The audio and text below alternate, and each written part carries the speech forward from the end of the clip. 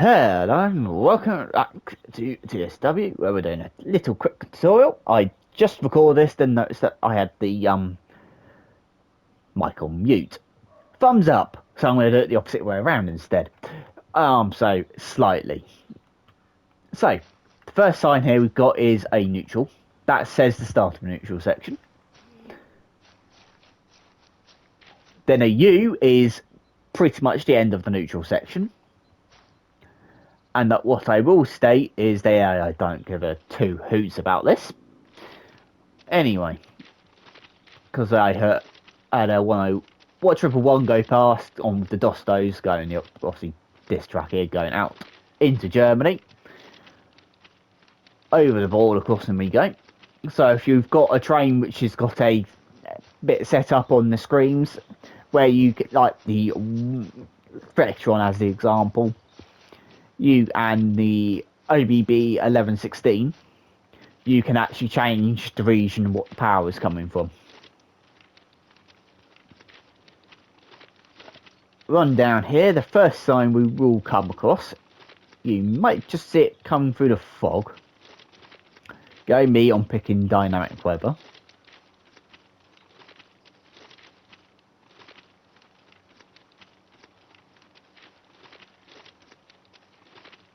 That won't be affected with neutral sections, as I said, there's easel.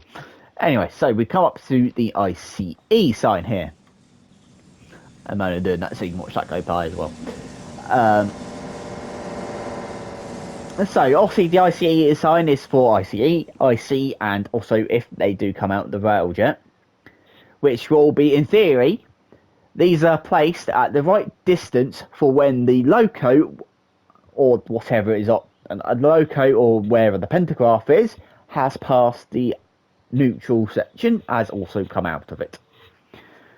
So in theory, that is where it should be. I will state they're probably not always going to be accurate. So you probably might need to add on a few meters or so on. But this is what you can use if you're driving it and roughly work out where you're coming to.